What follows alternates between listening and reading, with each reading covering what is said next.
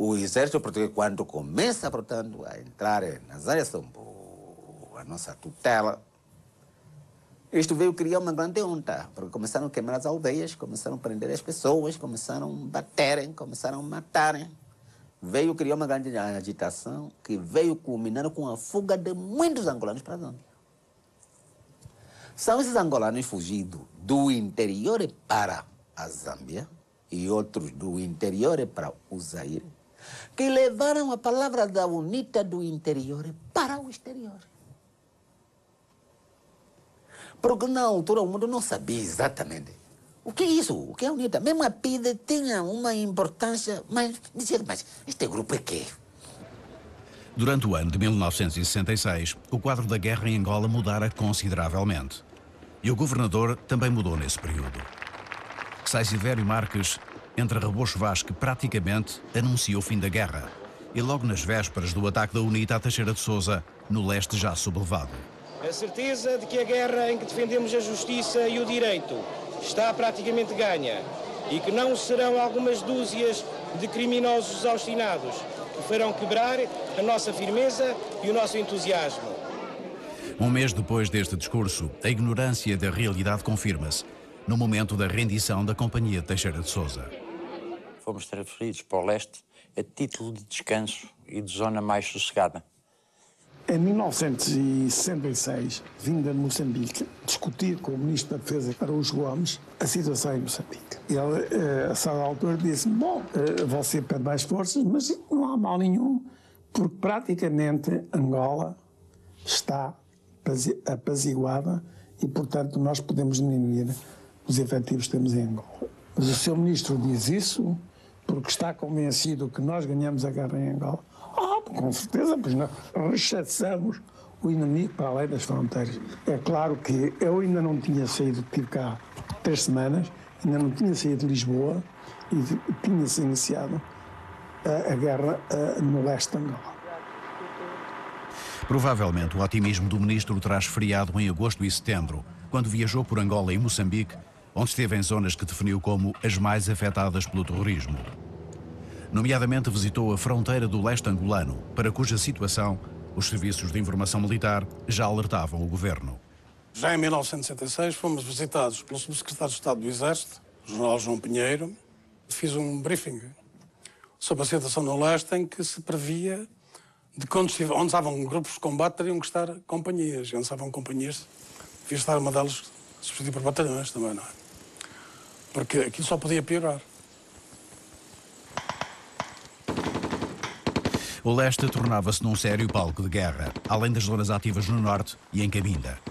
Os combates mais violentos não iriam ser contra a UNITA, que tinha meios militares débeis, mas contra o MPLA, que desde março tinha aberto a Frente Leste, chamou Terceira Região Político-Militar e atuava na zona do Mochico. O movimento de Agostinho Neto tinha conseguido transportar, com a ajuda da União Soviética, grande parte do seu potencial militar e logístico para a Zâmbia, cuja independência permitiu o acesso da guerrilha à fronteira angolana. Kenneth Kaunda, o presidente zambiano, autoriza a instalação do MPLA no território, embora limitando a sua atividade. Eles permitiram que nós abríssemos a representação, mas sem armas. Sem armas. Não podíamos andar fardados nem com armas, nem com nada. Só política e tal. Material de guerra ele não queria. Mas como a Zâmbia tinha, naquela altura, grandes problemas de combustível, nós tínhamos que ir buscar também o nosso combustível a Dar es Salaam. E então, num dos caminhões, nós punhamos um fundo falso. Né? E então, punhamos o material de guerra, as armas. As armas vinham dentro dos tambores. As nossas boas relações com a Frelimo e a SWAPO fizemos com que as primeiras armas nos fossem fornecidas pela Frelimo e um pouco pela SWAPO também. Porque eles já estavam lá estabelecidos, tanto na Tanzânia como na Zâmbia, porque as nossas armas viriam mais tarde, depois íamos devolvermos as armas. Muito tarde é que Kaunda resolveu permitir a transportação de material de guerra. Já a guerra estava em tal desenvolvimento que Kaunda não podia impedir. Então lá nos autorizou e começámos a transportar já como deve ser o material de guerra. As armas vinham da Checoslováquia, vinham da Bulgária, vinham da União Soviética, vinham de vários países, né, que nos davam apoio. Inclusive algum apoio dos países ocidentais em cujos partidos eram progressistas que ajudavam. Eu peço desculpa, não queria uma inconfidência nessa. Não queria. Bom, e assim... Mas eram países da NATO, por exemplo? Sim, são países da NATO. São países da NATO. As primeiras armas que eu conheci dos guerrilheiros do MPLA eram a carabina russa, SKS, né? Era aquele PM Checo, o Sterling, aquela arma pequenininha, e era Pepechar, uma arma russa. Nós começamos a fazer o combate contra o exército português e a polícia com as agaias, com canhongulos, são armas rudimentares que o povo tinha, com katanas e com punhos. O problema que nós tínhamos era como adquirirmos as armas, o armamento, porque, enfim, não havia mesmo nada.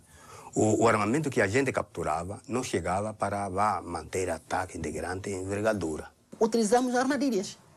E nós não tínhamos minas para fazer armadilha. Cavávamos na estrada, no meio. Quando via essa coluna, o primeiro carro caísse, portanto, poderia cair numa armadilha. E aquilo criava alguns feridos, algumas baixas, etc. O homem da frente caiu numa armadilha de caça. Uma armadilha de caça que tinha sido colocada num trilho para ser utilizada como armadilha antipessoal da UNITA.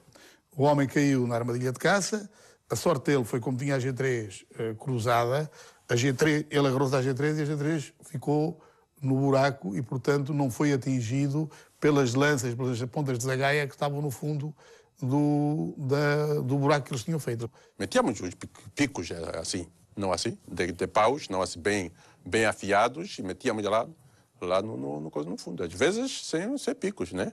Esta armadilha antipessoal, anticaça, usada com fins antipessoal, estava a uns 50 metros de um quartel deles, um quartel da UNITA. Portanto, eles estavam a utilizar armadilhas como porque não tinham, de facto, minas.